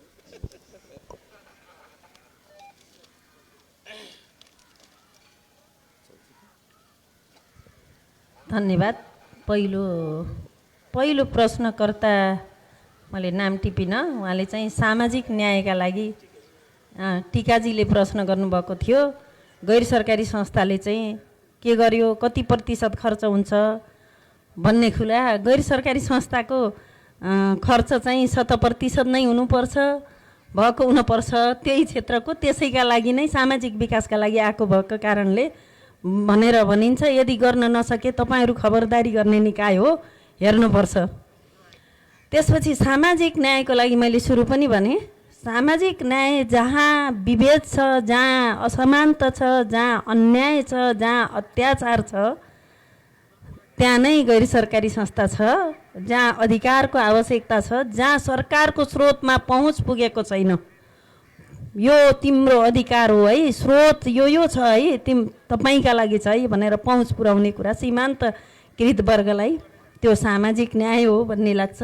सम्पूर्ण कुरीति जहाँ छ, कुरीतिको अन्त्य, विभेदको अन्त्यका लागि सशक्त गर्ने, जागरुक गर्ने र सामाजिक न्यायका काम गर्ने कुराहरू चाहिँ सबै गर्छ। र अर्को पछाडि पनि भनौँला, नागरिक अनुगमनका कुराहरूलाई खरो रूपमा राख्ने, सरकारलाई पनि नागरिक अनुगमन हो, पारदर्शी हो, जवाबदेही हो, सामाजिक परीक्षण गर, सार्वजनिक परीक्षण गर, सार्वजनिक सुनाइ गर, हामी पनि गर्छौँ भनेर नमुना बन्ने र सरकारका नीतिमै इन्डोर्स गर्ने भएका कारणले यो नै नागरिकहरूको प्रत्यक्ष जवाबदेहीपन भएका कारणले यो सामाजिक न्यायको क्षेत्रमै काम गर्छ भन्न चाहे। अरू मैले अगाडि बताइसकेको छु।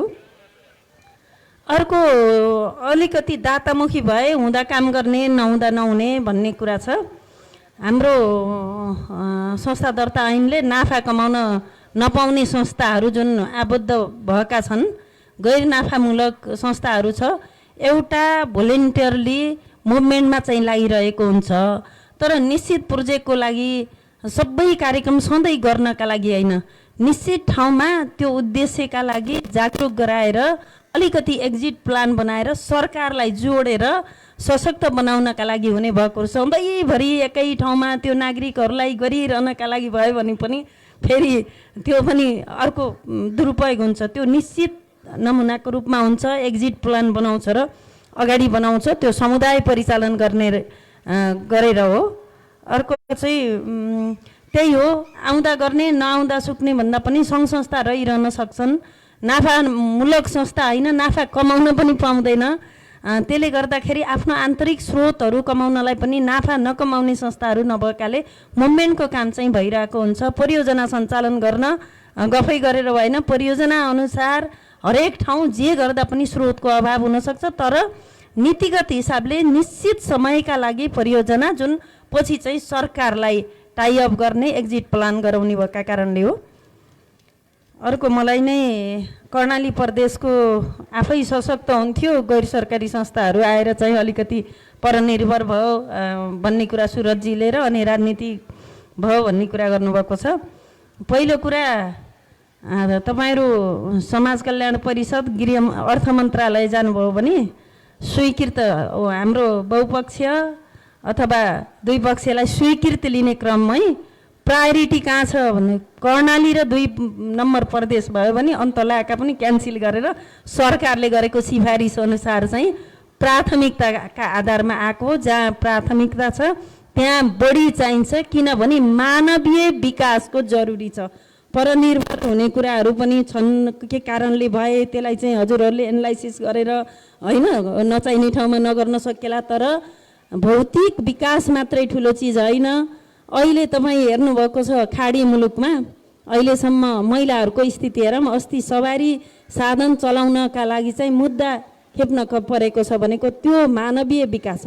एउटा आर्थिक रूपले गरिब हुन्छ, एउटा सामाजिक रूपले गरिब हुन्छ। सामाजिक रूपले बढीभन्दा बढी सशक्त गर्न गैर सरकारी संस्था चाहिन्छ।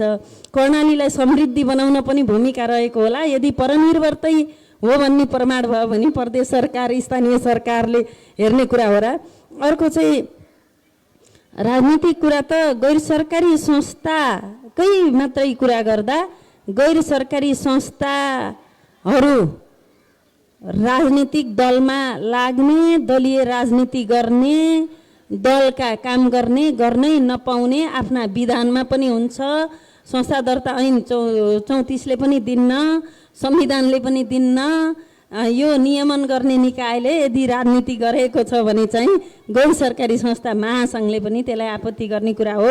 राजनीति गर्न पाइँदैन। राजनीतिक आस्था हुन्छ, सचेतना हुन्छ, सचेत हुन्छ, त्यो फिल्डमा गएर राजनीतिक गर्न चाहिँ पाइँदैन।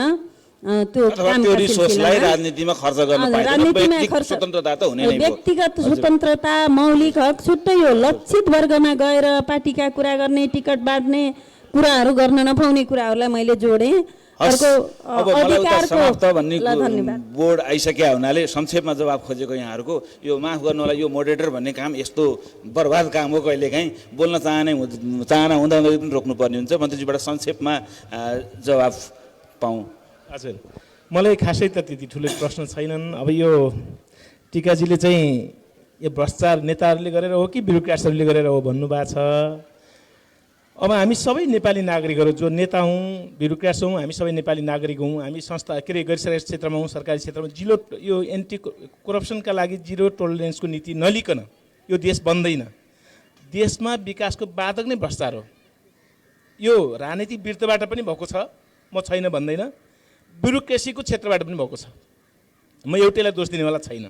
त्यो भएर हामी सबैले ममा गरेर छातीमा हात राखेर यो राष्ट्र बनाउने एउटा सङ्कल्पका साथ अगाडि बढ्यौँ र भ्रष्टाचारलाई अन्त्य गऱ्यौँ भने मात्र हुन्छ। होइन, म एउटै सेक्टरलाई मैले भन्न सकिनँ। त्यसपछि सामाजिक विकासको क्षेत्रमा के कति सन्तुष्ट हुनुहुन्छ भन्नुभयो। सङ्घीयताको सबैभन्दा नयाँ चिजै भने प्रदेश सरकारै हो। हामीले कुर्सी र टेबल मान्य मुख्यमन्त्री यहीँ हुनुहुन्छ। पहिला शपथ ग्रहण गरेपछि यहाँ आएर चाहिँ बस्दाखेरि हाम्रो कार्य के भन्छ त्यो पदभार ग्रहण गर्दाखेरि कुर्सी टेबल आफै मिलाउनु पर्ने अवस्थादेखि लिएर यहाँ पुग्दाखेरि धेरै काम गरे जस्तो लाग्छ। जति गर्न सक्नु पर्ने त्यो नभएको होला। तर सामाजिक क्षेत्रमा पनि भन्नुभयो भने हामीले सडक मार्ग मुक्त घोषणा गरेका छौँ। शिक्षा स्वास्थ्यसँग जोडिएका तमाम विषयहरू ल्याएका छौँ। छोरीलाई छात्रवृत्ति दिने कुराहरू गरेका छौँ। छोरी जन्मिँदा बित्तिकै कर्णालीका छोरीहरू ब्याङ्क खाता छोरीको सुरक्षा जीवनभरिको काम सुरु गरेका छौँ। यस्तै थुप्रै कामहरू सङ्घ संस्थाहरू पार्टनरसिपमा पनि थुप्रै कामहरू अगाडि बढेका छन्। भनेपछि सामाजिक क्षेत्रका कामहरू पनि नभएका होइनन्। सुरुवात सुनौलो ढङ्गले भएको छ। यसको पूर्णता दिने पछि आउने सरकारहरू पछिका उसले गर्नुपर्ने हुन्छ। यो चाहिँ मलाई यस्तो लाग्छ। त्यसपछि यो सामाजिक क्षेत्रलाई राजनीतिक उसले चाहिँ किन अनरसिप गर्दैन, किन चाहिँ ओन गर्दैन भन्ने कुरा सोध्नु भएको थियो हाम्रो चाहिँ जनकजीले। स्वाभाविक ढङ्गले सामाजिक क्षेत्रको विकास पनि राजनीतिक क्षेत्रको चाहिँ ठुलो हो, रेस्पोन्सिबिलिटी हो। अब अलिअलि मलाई पनि त्यो फिल भएको छ। म चाहिँ 3 वर्ष चाहिँ जनप्रतिनिधि भइसकेपछि अलिअलि पोलिटिकल सोसाइटीमा कस्तो रहेछ भने यो हार्डवेयर जुन छ नि, इन्फ्रास्ट्रक्चरको विकास मात्रै विकास हो। सब पार्ट चाहिँ यो जुन यो सामाजिक क्षेत्रको विकास चाहिँ यो त होइन। संसदमा बजेट जाँदाखेरि पनि त्यतातिर बढी केन्द्रित हुँदैनन्। बाटो पऱ्यो कि परेन, बिजुली पऱ्यो कि परेन, त्यतै हुन्छ हाम्रो मान्यज्यूहरूको पनि। त्यो अलिकति त्यो पोलिटिकल सोसाइटीमा त्यो बुझाइ छ। तर सामाजिक क्षेत्रको विकास बिना दुनियाँलाई हेर्नुहोस्, जहाँ शिक्षा र स्वास्थ्यको राम्रो विकास हुँदैन, जहाँ मान्छेको चेतना स्तर विकास हुँदैन, त्यहाँ चाहिँ अरू विकास भएको चाहिँ देखिँदैन। त्यो भएको नाताले सामाजिक क्षेत्र र भौतिक क्षेत्रको विकासलाई प्यारलली अगाडि लैजानुपर्ने हुन्छ। हामी त्यतातिर कर्णाली प्रदेश सरकार लागेका छौँ। त्यसपछि राजनीतिक दलहरू एकजुट हुनुपर्छ। बुवाले चाहिँ भन्नुभयो, त्यो तपाईँलाई धन्यवाद छ। सबै नमिलिकन त यो राष्ट्र बन्ने नै छैन होइन। त्यो भएको नाताले हामी पार्टी विपार्टी यताउति पार्टीभित्र गुट उपगुट नबनिकन हामी मिलेर नै यो राष्ट्र निर्माण गर्नुपर्ने हुन्छ। र गरिबका लागि विशेष गरिबकै सरकार भएको नाताले गरिबलाई हेर्नुपर्छ, हेर्दै आएको छ। धन्यवाद। मैले थप्नुपर्ने केही छैन होला। सायद जनकजीले भनेको कुरामा चाहिँ त्यो सरकार धेरै असामाजिक भयो होला कि समाजसँग जोडिएन होला, त्यही भएर एनजिओले मात्रै ती कुराहरू मुद्दाहरू उठायो होला। अनि अहिले आएर चाहिँ जुन पनि सामाजिक मुद्दा उठाउँदै गर्दा एनजिओको हो भनेर सोध्ने प्रश्न त्यो भएर आएको हो कि जस्तो लाग्छ मलाई। त्यस्तो मान्यता बस्यो कि। त्यही भएर सरकारले पनि सिक्नुपर्ने अथवा एनजिओबाट सिक्नुपर्ने कुरा चाहिँ सामाजिक मुद्दाहरू, ती कुरीतिका कुराहरू, ती कुराहरूलाई चाहिँ आफ्नो नीति तथा कार्यक्रममा कसरी हाल्न सकिन्छ ताकि त्यो कार्यक्रम पनि सरकारी होस् भन्ने भयो एउटा चाहिँ ओनरसिपको कुरा। अर्को चाहिँ एनजिओहरूले गरिराखेको काम पनि सरकारसम्म पुग्नु पर्यो। त्यो चाहिँ रेप्लिकेट गर्न सक्ने, सरकारले त्यसलाई नीति तथा कार्यक्रममा हालेर पछि आफ्ना योजनामा हालेर अगाडि बढाउन सकोस्। त्यो गर्दाखेरि चाहिँ ओनरसिप पनि बढेर जान्छ भन्ने हो। हामी त्यसरी नजिक बसेर काम गर्न सक्छौँ होला जस्तो लाग्छ मलाई। मैले त्यही थपेँ। अरू चाहिँ परनिर्भरताको कुरामा अघि मैले अलिअलि गफ गरेको छ। अवश्य पनि यो लुकाउनै पर्दैन, हामीले लाज मान्नु पर्दैन। ती सबै कुराहरू भएका छन्। अहिले हामीले यहाँ मञ्चमा बसेर एनजिओहरू चाहिँ एकदम दुधले धोएका हुन् भनेर भन्न पनि सकिँदैन। ती जति पनि प्रश्नहरू आएका छन् ती जायज प्रश्न पनि हुन सक्छन्। त्यही भएर हामीले अबको मोडालिटीमा कसरी चलाउने त एनजिओहरूलाई अथवा गैर सरकारी संस्थाको काम कसरी अगाडि बढाउने भन्ने बारेमा चाहिँ हाम्रो आफै पनि सुध्रिनु जरुरी छ। आफूभित्रै पनि इनोभेसन खोज्नु जरुरी छ। र मात्रै त्यो इनोभेटिभ प्रोग्रामले मात्रै आत्मनिर्भर कसरी बनाउने अथवा कसरी अगाडि बढ्ने भन्ने कुरा आउँछ कि जस्तो लाग्छ मलाई। दाम्बिसा मोयोले एउटा किताब लेख्नु भएको छ, डेड एड भन्ने। अफ्रिकाको लामो त्यहाँ क्षेत्रमा काम गर्नुभएको छ। उहाँले त्यही इक्जाम्पल दिनुभएको छ, अनुदानको रकम मात्रै अफ्रिकामा खर्च भएको राम्ररी सदुपयोग भइदिएको भए आज अफ्रिका त्यस्तो हुँदैन थियो भनेर उहाँ त्यही भन्नुभएको छ। एकचोटि सान्दर्भिक किताब छ हाम्रो लागि पनि। नाम मात्रै रिप्लेस गर्यो भने हाम्रोसँग पनि मिल्छ त्यो। धन्यवाद। धन्यवाद। टिकाजीले मलाई एउटा प्रश्न सोध्नु भएको थियो कि प्रदेश 2 मा कानुनहरू बन्दाखेरि के कस्ता बनेर कर्णालीसँग त्यो कति यहाँ रिप्लिकेट गर्न सक्ने कतिको सम्भावना हुन्छ भनेर। वास्तवमा हामीले केही चाहिँ महत्त्वपूर्ण र आफूले लागेको, तपाईँहरूले बाहिरबाट कसरी हेर्नुभएको छ थाहा छैन, तर केही चाहिँ सामाजिक रूपान्तरणका नयाँ कानुनहरू प्रदेश 2 ले बनायो जुन कर्णालीको सन्दर्भमा पनि उपयुक्त हुन सक्छ जस्तो मलाई लाग्छ।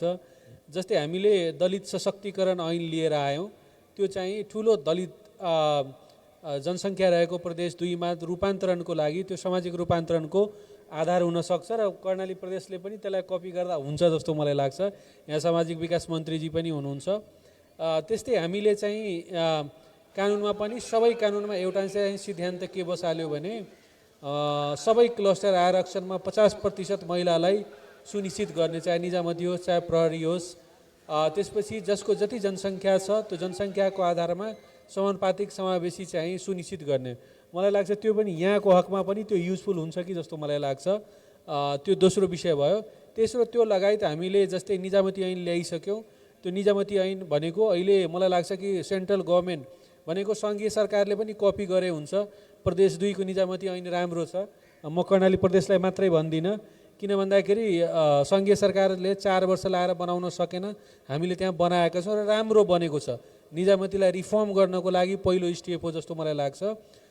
यी लगायत चाहिँ जस्तै हामीले जनलोकपाल, यो अन्ना हजारेको दिल्लीमा चाहिँ ठुलो आन्दोलन भएको थियो, त्यहाँका केही अनुभवहरूलाई लिएर हामीले प्रदेश 2 मा चाहिँ लोकपाल ऐन लिएर आएका छौँ भ्रष्टाचार नियन्त्रण गर्नको लागि। किन विकासको बाधक त्यही हो भने हाम्रो ठहर छ, हुनलाई गठन भएको छैन, कार्यान्वयनमा गएको छैन। त्यो पनि यहाँ कपी गर्न सकिन्छ जस्तो मलाई लाग्छ। यस्ता खालका चाहिँ 39 वटा मध्ये मलाई लाग्छ 10-12 वटा यस्ता नमुना कानुन छन् जुन कर्णाली प्रदेशले पनि कपी गर्दा ठिकै हुन्छ कि जस्तो मलाई लाग्छ। धन्यवाद। हस्, दिपेनजीलाई नै एउटा अब यो चाहिँ अन्तिम प्रश्न हो। मलाई सोध्नै किन मन लागेको भने यत्रो छलफल गरिसकेपछि हामी अब अगाडि बढ्ने बाटो के हो त भन्ने कुरा पनि नछुटोस् भन्ने हिसाबले, किन प्रदेश नम्बर 2 र कर्णाली प्रदेश भूगोलको हिसाबले फरक भए पनि यो सङ्घीयता एउटाले पहिचानसहितको सङ्घीयता माग्दै गरेको आन्दोलनबाट प्राप्त भएको उपलब्धि, अर्को कान्छो प्रदेश भावनाले हाम्रा कतिपय कुराहरू मिल्छन् पनि। यो सुमधुर सम्बन्ध बनाउँदै यो सहकार्य गर्दै अबको नयाँ तरिकाले अलिकति इनोभेटिभ तरिकाले जानको लागि सरकार अथवा सरकारी क्षेत्र र गैर सरकारी क्षेत्र बिच चाहिँ के चिज गर्नुपर्छ होला त्यस्तो जसले गर्दा अझ राम्रो नतिजा निकाल्न सकिन्छ? मलाई लाग्छ कि दुवैमा सुधारको आवश्यकता छ। पहिलो गैर सरकारी सेक्टर, अघि मैले सरकारको भने बेला गैर सरकारी सेक्टरमा पनि यो परिवारवाद, नातावाद, पार्टीवाद, यो अपारदर्शिता जुन आरोपहरू जनताबाट आएका छन् त्यसलाई सम्बोधन हुने गरी कानुनी, संरचनात्मक र व्यवहार तीनटैमा सुधार गर्नुपर्छ। र हामीले यो उद्यमशील जनतालाई चाहिँ परनिर्भर भन्नाउने भन्दा पनि कसरी उद्यमशील सानो पसल खोल्ने, सानो रोजगारी सिर्जना गर्ने त्यतातिर बढी केन्द्रित गर्नुपर्छ र त्यसलाई चाहिँ सामाजिक रूपान्तरणसँग जोड्नुपर्छ भने गैर सरकारी सेक्टरमा हो। सरकारी सेक्टरमा चाहिँ त्यही टिप्पणीवाद, बोलीवाद, प्रक्रियावादी यी कुरालाई सुधार गर्यो भने मलाई लाग्छ दुवै सेक्टरमा रिफर्मको आवश्यकता छ। नभए यत्रो खोला नाला, यत्र चाहिँ हरिया घाँस पात भूमि भएको देश, 180-93वटा देशमा सबैभन्दा गरिबीको रेखा मुनि भएको आज यथार्थ हो। त्यसको कारण चाहिँ त्यसको दोष सबै सेक्टरले लिनुपर्छ जस्तो मलाई लाग्छ। त्यही भएर सुधार भनेको आफैबाट गर्ने हो। हाम्रा पनि कमजोरी होला, सुधार्नुपर्छ दुवै सेक्टरमा जस्तो मलाई लाग्छ। धन्यवाद। एक दुईटा के गर्नुपर्छ, कसरी अगाडि बढ्ने भन्दा चाहिँ एउटा चाहिँ ट्रस्ट, एउटाले अर्कोलाई विश्वास गर्नु पर्यो। त्यो विश्वासको वातावरण सिर्जना गर्नुपर्छ। सरकारीले पनि गैर सरकारीले पनि त्यो वातावरण छ जस्तो लाग्दैन। अर्को चाहिँ समन्वयको कुरा, हामी यो गर्ने हो भन्ने हो। ल अब गर्ने हो भने कसरी गर्ने भन्ने कुरामा चाहिँ अलिकति समन्वय गरिदियो भने त्यसले फरक पार्छ कि जस्तो लाग्छ।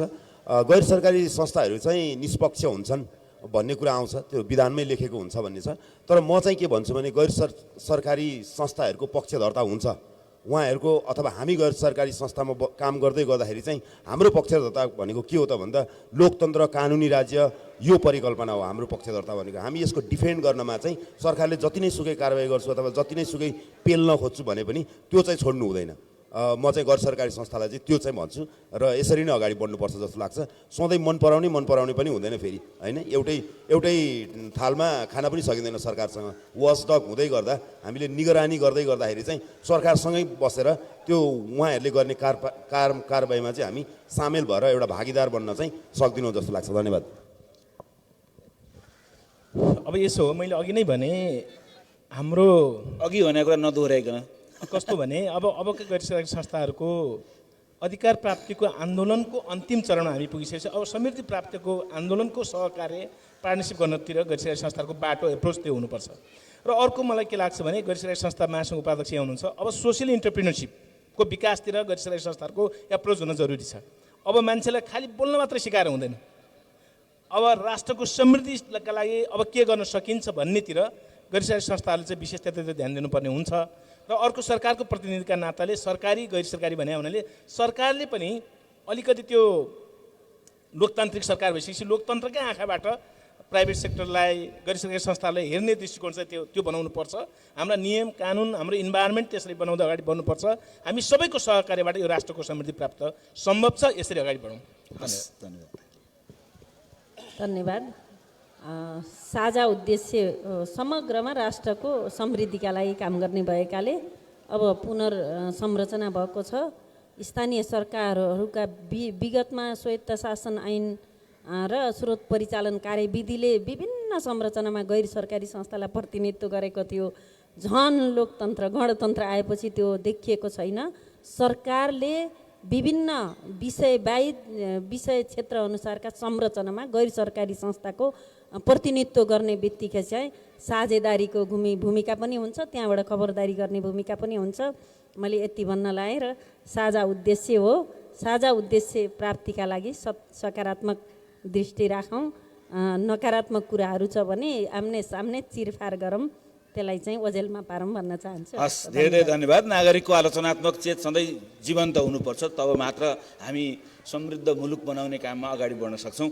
यो महत्त्वपूर्ण सेसनमा उपस्थितिका लागि माननीय दल रावल सामाजिक विकास मन्त्री कर्णाली प्रदेश सरकार, त्यसै गरी माननीय दिपेन्द्र झा मुख्य न्यायाधिवक्ता प्रदेश नम्बर 2, सुमित्रा शर्मा उपाध्यक्ष गैर सरकारी संस्था महासङ्घ नेपाल र दिपेन्द्र चौलागाई निर्देशक समृद्धि फाउन्डेसन, यहाँहरू सबै चारैजनालाई हार्दिक धन्यवाद व्यक्त गर्छु।